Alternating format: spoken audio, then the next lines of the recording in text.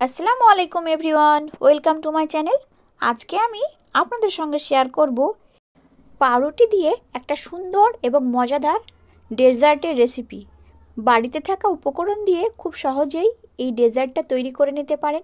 তো দেরি না করে আজকে এই ডেজার্টের আমি এখানে 6 পিস স্লাইস পাউরুটি নিয়েছি। আপনারা চাইলে পাউরুটির পরিমাণ বাড়াতে বা কমাতে পারেন। এবার এই স্লাইস পাউরুটির একটা নাইফ দিয়ে সাইডগুলোকে কেটে নেব। আমার পাউরুটিগুলো একটা একটা করে প্রত্যেকটা পাউরুটির সাইডগুলো আমি কেটে নিয়েছি। আমি যেভাবে কাটছি ঠিক সেইভাবেই কেটে নিতে হবে। আমার স্লাইস পাউরুটিগুলো একইভাবে সবগুলো কেটে নেব। আমার সমস্ত পাউরুটি কাটা হয়ে গেছে। এবার এই পাউরুটির পিসটাকে আমি 4 ভাগে ভাগ করে নেব। একইভাবে আমি সমস্ত পাউরুটি কেটে নেব। আমার সমস্ত পাউরুটিগুলো ছোট ছোট পিস করে নেওয়া হয়ে গেছে। দেখুন, এইরকমভাবে চারকোনা করে কেটে নিয়েছি। আর এই ব্রেডগুলো ফেলে না দিয়ে এটাতে ব্রেড ক্রাম্ব করে নিতে পারেন। এবার গ্যাসের মধ্যে একটা ফ্রাই প্যান বসিয়ে দিয়ে মেজারিং কাপে 2 কাপ লিকুইড দুধ দিয়ে দেব।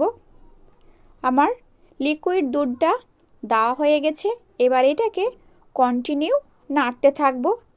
আমি 1 কাপ মতো লিকুইড দুধ আগে থেকেই তুলে নিয়েছি।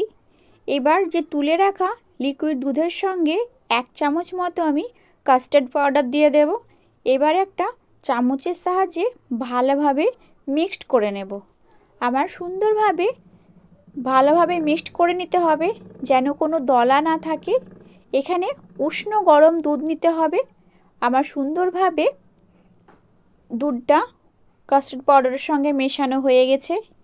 এবার যে গ্যাসের মধ্যে দুধটা দেওয়া আছে সেটার মধ্যে আমি অল্প অল্প করে কাস্টার্ড পাউডারের এই লিকুইডটা দিয়ে দেব। একসঙ্গে ঢালবেন না, অল্প অল্প করে ঢেলে নিতে হবে। প্যাচুলা দিয়ে ভালোভাবে এটাকে নেড়ে নিতে হবে। আর এই সময় গ্যাসের আঁচটা কিন্তু লো হিটে থাকবে, নইলে তলায় লেগে যাওয়ার সম্ভাবনা আছে। অল্প করে দিতে হবে আর কন্টিনিউ নাড়তে থাকতে হবে। আমার সমস্ত লিকুইডটা ঢালা হয়ে গেছে। এবার এটাকে আমি নাড়তে থাকব। এই দুধটা আস্তে আস্তে ঘন হয়ে আসবে আর এর মধ্যে কালারও চেঞ্জ হয়ে আসবে। দেখুন, এটার কালারটা কত সুন্দরভাবে চেঞ্জ হয়ে এসেছে। মেজারিং কাপে 1 কাপ চিনি দিয়ে দেব। চিনির পরিমাণটা আপনারা বাড়াতে বা কমাতে পারেন, যে যেমন মিষ্টি পছন্দ করে সেভাবে মিষ্টিটা দিয়ে দেবেন। চিনিটা দেওয়ার পরে লিকুইডটা একটু পাতলা হয়ে যাবে। এবার ভালোভাবে আবার ঘন করে নিতে হবে। দুধটা যখন ভালোভাবে ফুটে আসবে সেই পর্যায়ে আমি গ্যাসটাকে বন্ধ করে দেব। এই অবস্থায় বন্ধ করে দিতে হবে, নাহলে ঠান্ডা হয়ে যাওয়ার পর আরও বেশি ঘন হয়ে যাবে। আমি এবার গ্যাসটাকে বন্ধ করে দিয়ে ঠান্ডা করে নেব। এবার একটা টিফিন কন্টেনার নিয়ে যে স্লাইসের পিসগুলো আমি করে রেখেছিলাম সেগুলো একটা একটা করে এইভাবে আমি রেখে দেব। সমস্ত পিসগুলো আমি এইভাবে দিয়ে নিয়েছি।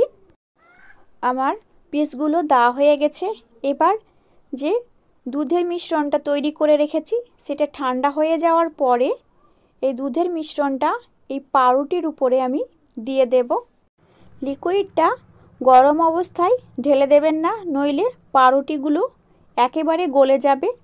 আবার এই লিকুইডটা দেওয়ার পরে পাউরুটির পিসগুলো আমি দিয়ে দেব। আমার পিসগুলো দেওয়া হয়ে গেছে। আবার এই পাউরুটির উপরে দুধের মিশ্রণটা দিয়ে দেব। এইভাবে আমি 2টো লেয়ার করে নিয়েছি। আপনারা এর থেকে বেশি লেয়ারও করতে পারেন। আমি এখানে 3টে লেয়ারে করে নিয়েছি।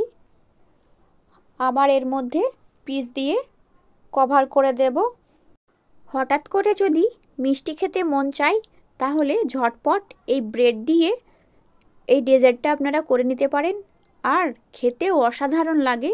একবার হলেও ট্রাই করতে পারেন। লিকুইড দুধটা আবার এর মধ্যে ঢেলে সুন্দরভাবে রেডি করে নেব। সমস্ত লিকুইড দুধ ঢালা হয়ে গেছে। এবার কিছু ড্রাই ফ্রুট আমি এখানে দিয়ে ছড়িয়ে দেব। দেওয়ার পর 30 মিনিট ফ্রিজে রেখে দেবেন। আর একটু ঠান্ডা ঠান্ডা খেতে অসাধারণ লাগে। আমার এই রেসিপিটা যদি আপনাদের ভালো লেগে থাকে তো অবশ্যই বাড়িতে ট্রাই করবেন এবং কেমন হলো আমাকে কমেন্টে জানাতে ভুলবেন না।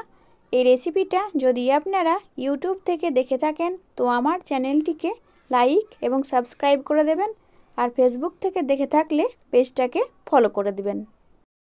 দেখা হচ্ছে নতুন কোনো রেসিপি নিয়ে। আপনারা সকলে ভালো থাকবেন এবং সুস্থ থাকবেন।